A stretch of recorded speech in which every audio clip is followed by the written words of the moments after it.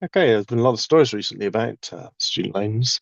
Student loan company, the UK system was introduced sometime in the 90s, but it wasn't really until 2012, when the introduction of the 9,000 fees, that students in the UK started to borrow serious amounts of money to go to university. And you see some stories here. How am I going to pay off 231,000? Better off if I haven't been to uni. This kind of thing. The highest debt exceeds 230,000. Someone here, my 60,000 debt is harder, make it harder to buy a house, that sort of thing. And there's a story I saw the other day about a graduate who decided to pay off £40,000 of their student loan, and um, now doesn't have a house deposit because here it is here. Like, I paid off £40,000 student loan in one go instead of using the money for the house deposit. Which I'll come on to talk about a little bit, because this is probably the most foolish thing that they could have done if they'd had £40,000. Paying it off the student loans company is probably the worst thing you could do with the money, apart from perhaps gambling it away or throwing it away. That would have been extremely foolish and ill-advised. But anyway, let's look at the way the loans are structured here. Put together this quick spreadsheet just to illustrate how the loan works. And I've based this on the 30-year repayment plan, which was available from 2012 to about 2023, I think. I think now when students take the loan, the repayment plan is actually 40 years. So the write-off period is 40 years. But for lots of people, it's 30 years. 40 years doesn't make an awful lot of difference to this, apart from the fact that graduates are going to be making payments for an extra 10 years. So much more likely to take them right up to retirement. If they graduate at, say, age 22, they're going to be paying it off until they're 62 instead of 52. Now, the thing about this, if we talk about it as being a loan, I'm going to demonstrate here and illustrate here that it's kind of not really a loan. You're just really signing up for a graduate tax of 9% on your income above a certain threshold. You'll hear Martin Lewis talk about this a lot. The Money Saving Exit talks about how it's really a graduate contribution scheme. It's not really a loan and all the rest of it. But that message is pretty difficult to come across, and he often in his videos doesn't really illustrate why that's the case. I haven't ever seen him illustrate to people why it isn't really a loan. He says it, but then because it's called a loan and they're called a student loans company, you repeatedly see stories and comments about people saying they don't know how they're going to pay it off. Actually, that's not the point. You're not supposed to pay it off, which I'll demonstrate here. So these are the maximum amounts that you can take out. So you hit these years here, -3, -2, -1. This is your 3 years of study, which counting down to year zero, which is when you graduate and start paying back the loan in inverted commas. Might refer to it as a loan along there because that's the common parlance, but as I'll come to illustrate in the videos, really not a loan for most people. It isn't a loan. It's the structure of it is such that it is possible to pay it back, but most people won't. So what most people are signing up for is a graduate tax, an additional tax. That the actual loan balance completely irrelevant for most people. So year one of your degree, 3 years before you graduate, you can borrow £9,250 for the fee. Everybody can do that. That's not means tested. 9,250 is the maximum amount charged by UK universities. There might be a small number still charging 9,000, but majority is charging 9,250, and that's been frozen for a number of years. That's what many, many people will have borrowed every year for 3 years.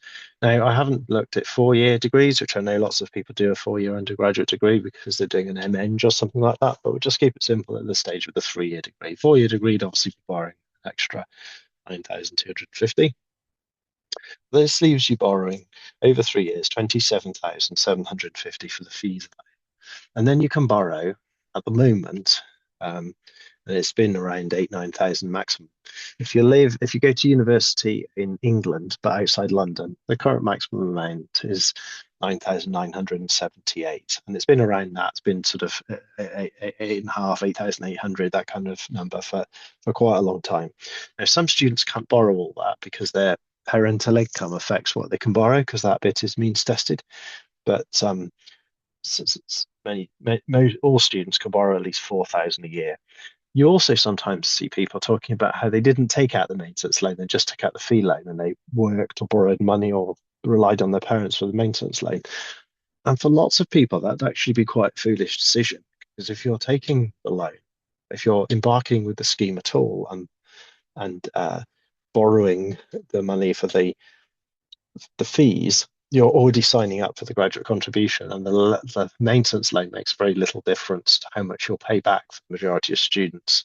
And what people who think they will be able to pay it back quicker because they've only taken out the fee loan, often that will not actually be the case. They'll be no closer to paying it back than anyone else. So total amount borrowed is just over 19,000 for each of the 3 years. So before any talk of interest, you're borrowing 57,684 if your household income is below the threshold where you can borrow the maximum amount. And that's possibly anything up to 25% of students have that low income threshold that they can borrow the maximum amount. If you aren't able to buy that maximum amount, you're probably looking at around 42,000 is the amount you can borrow if your parental income's higher. So I've done accrued interest calculations on this, got them just at 5% per year for the first 3 years, partly because I believe that the RPI plus the percentage isn't charged immediately. You just get charged RPI, and it's only the plus 3% that goes on to the interest afterwards. But also because as you're building this up, you won't have borrowed, that you won't have a full year of borrowing to start with. But once you get to graduation, and a year after graduation, when you start making the repayments, which I'm going to be structuring in over here, the current interest rate is around 8% because RPI plus 3%, 5% RPI, and 3%. Now, that will fluctuate up and down. I've structured this just for ease at just 8%. I haven't got a crystal ball. That could go up and down. And obviously, if you put in lower percentages, that will reduce the amount that's being added to your balance each year. But as it is at the moment, it's 8%. The lowest it's been is around about 6% because it's been RPI at 3% plus another 3%. At the moment, it's around 8%. That might change. Now, what I've got here is no earnings and no income above the threshold, so no repayments. So this was if you would take out the loan, you can see the numbers and the balance at the beginning of the year and after any repayments each year. Across 30 years, you borrow that maximum amount of the 57,684, and having made no payments at all, your loan balance would spiral then, with cumulative interest added, to £658,235.18 if it was 8% all the way through. RPI plus 3%, 5 plus 3 would snowball it all the way out here. So you've made no repayments, it would snowball and spiral to this amount. And at 30 years, having made no repayments, your balance is entirely written off. So you've borrowed 57,000. Your balance is 658,235. You've never worked. You've never paid anything off. Your balance is entirely written off. It has cost you zero. It's cost you absolutely nothing. And whether or not the government consider that they've lost 57,000 that they lent you, or whether they think they've lost the 658,000 that you have had written off at the end of the 30 years, that's up to them to decide. It's not your problem because you've paid zero. Now, let's say we'll put some incomes in here. Let's say instead of earning zero, you've had a moderately paid or low paid job where you've just earned 20,000 a year. And just have that very structured, straightforward, all the way through. You always earn 20,000 for every year of the 30 years. Quite an unlikely scenario.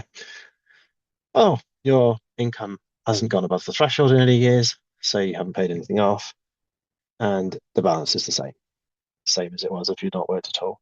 So low income, below the threshold. Now, these thresholds may rise as the government might put them up each year, so your income may rise, but it doesn't really matter. If you're below the threshold, you don't pay anything. Now, say you earn a bit more, so you earn 35,000. You can see there immediately as I put 35,000 in, you've got a 324 payment per year. I'll explain that as well. So 35,000 is £3,605 above the threshold, which is currently 31,395. So the government see how much income you have above that threshold. They charge 9% on that, which is £324.45. And you hear stories about people paying off £300 a year or from 200 a month or however much they're paying off a year and complaining that it's not touching the balance. We can see that here. Student started with 70,000. And just to sort of just make a comment on this as well, we borrowed 57,000, but you don't pay any back while you're a student, and then the first year you don't pay it back until sort of the April after you graduate. I think that might have changed as well, but the old scheme was like that. So initially not paying anything back. So by the time you start paying it back, 57,000 that you borrowed is up at 70,000, just snowballing whilst you're studying. The fact that you're not actually even able to pay it back doesn't stop them adding interest to it. So by the end of by the time you start to pay it back, you finish degree, you graduated, you start work, you're only 35,000, you're above the threshold, you pay back 324. You can see that we're just about clearing a little bit of balance. So it started with the 70,600 odd, and it goes down to 70,300. Now, don't worry about the pounds, shillings, and pence on this, or the decimals and all that. It's not entirely accurate. It will vary. You might be paying a bit more interest. You might borrow a bit more. You might borrow a bit less. It's just a broad illustration. So we pay £324 a year off. And not long after you start doing that, you start to see that the amounts that you'll start at the beginning of the year kind of pretty much the same as they are at the end of the year. That's the sort of keeping up with interest sort of stage. So by the time we get to the end, lo and behold, you still owe 621,000. So over £500,000. 621,000, even though you've earned above the threshold. Do you think you've been paying it back? Okay, right. Well, let's take a bit more of a likely scenario. You graduate on, say, 25,000, and you're lucky enough to be in a job where you get some pay rises each year. And let's say as generous pay rises of 5,000 a year. So you've done really well. You got yourself a job, and you're securing £5,000 pay rises a year. Don't know how many people are lucky enough to do that. A typical trajectory is that will go on like that, and then you get to sort of 10-year period perhaps, and in your chosen profession, and that might plateau slightly. So we'll do this is sort of typical sort of climb and then plateau income trajectory. And what we'll say then is after that period of time, we go to say 1,000 a year rises. So starting on moderate graduate salary, increasing over your first 8 or 10 years, and then go to a plateau as you continue.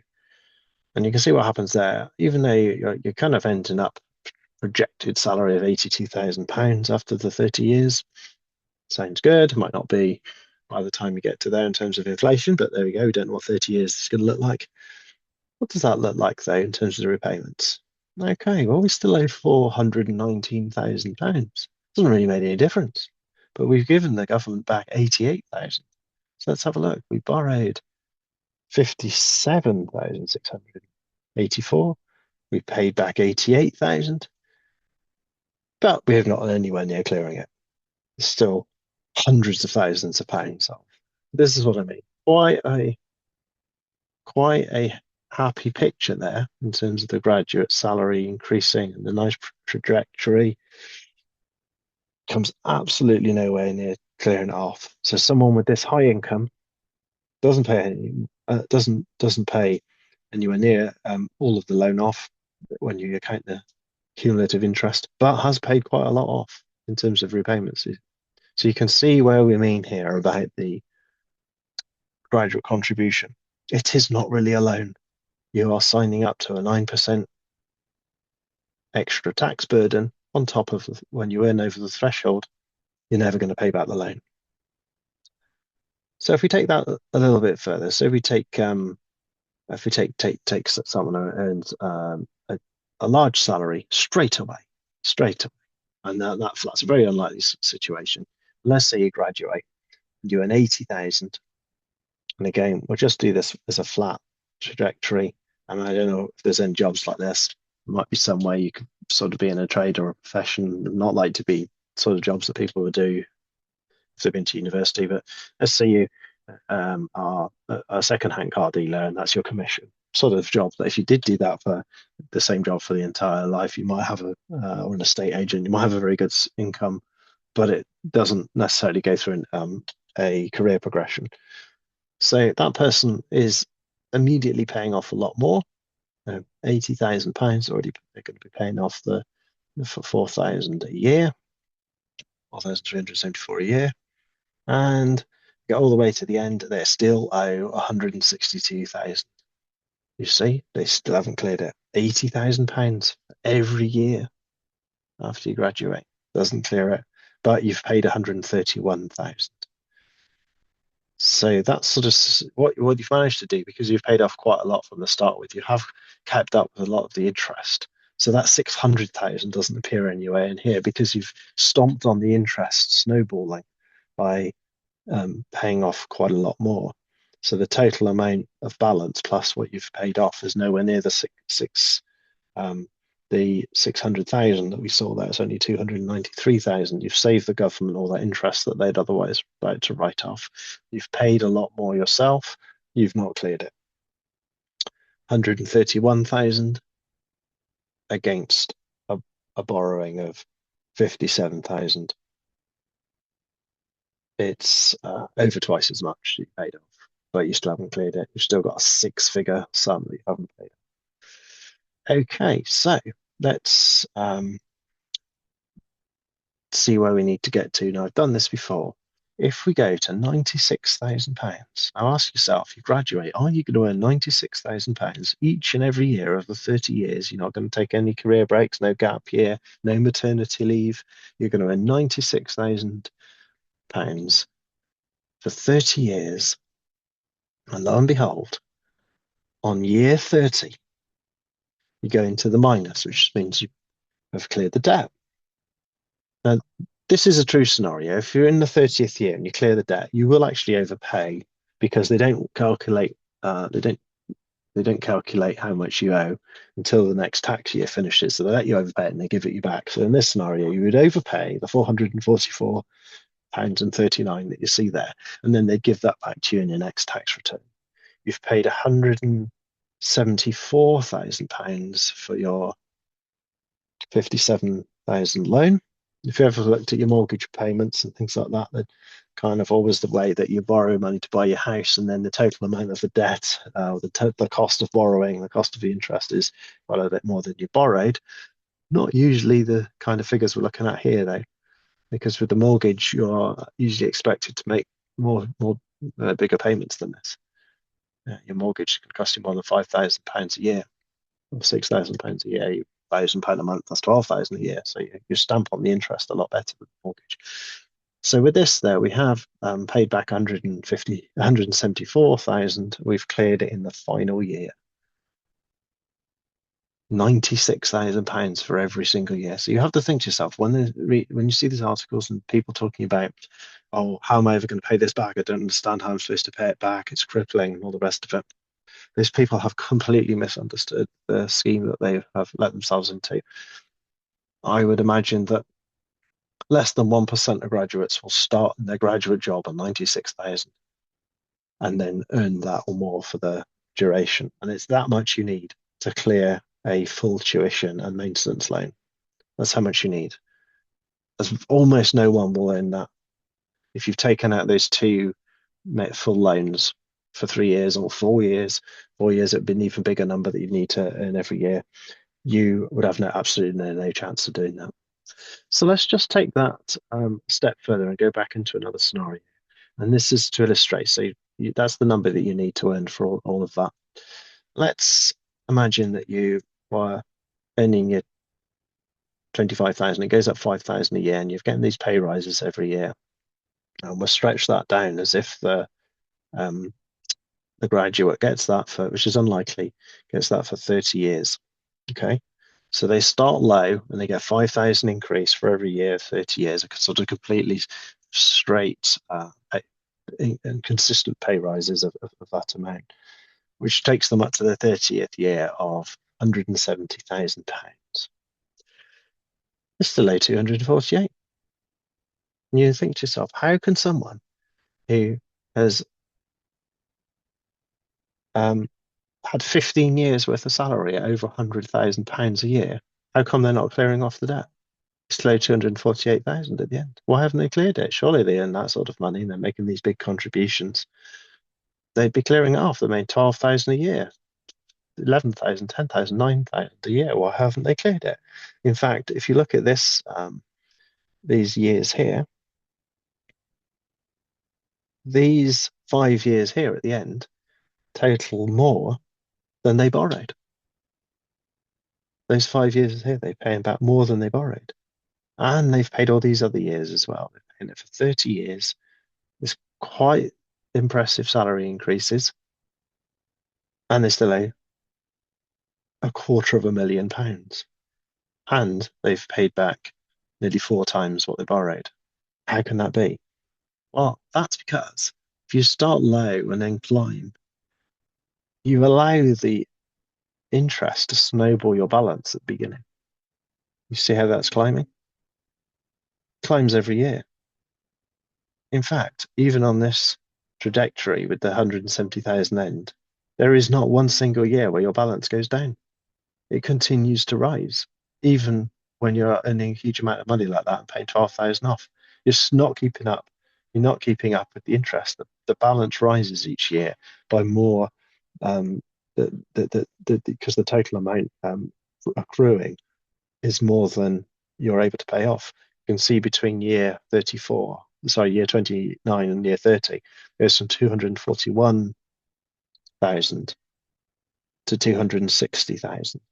And then you're only paying off 12. So there's 19,000, 18,000 additional amount added onto the balance by the 8%.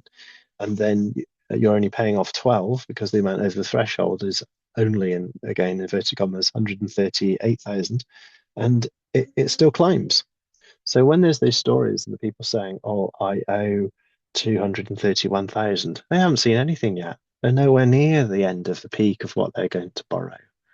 You take a teacher's salary or something like that, which currently if a classroom teacher might expect when they have got a number of years experience for their salary to climb to about 60,000, and then it will kind of plateau then from that kind of figure. That's an experienced classroom teacher, not a head teacher, but an experienced classroom teacher. We take that kind of trajectory, near 500,000 again. So have a look at this. You can work this out quite easily with a spreadsheet like this, where you just put some formulas in to work out the interest. Think about what you're borrowing. Decide or guesstimate. Think about the type of career that you're thinking of looking into. What are the potential earnings for that? Then you can see how much your repayment is likely to be each year. And you might think to yourself, is that actually worth it? Do not consider how much the balance is and how much your debt is actually going to be, because that's written off. You're never going to pay that. What you need to be really considering is this amount of your guesstimated potential income, plus thinking about, do you want to pay this much money back each year as the graduate tax that's put on your pay as you earn, and is that worth it? If you think that you're going to graduate and earn below the threshold for the entire time, well, that was probably not worth you getting a degree. But then again, you're not going to pay any of it back. If you think you're going to earn a good, considerable salary that you wouldn't have earned if you hadn't done that degree, then you might feel that that's worth the repayment amount.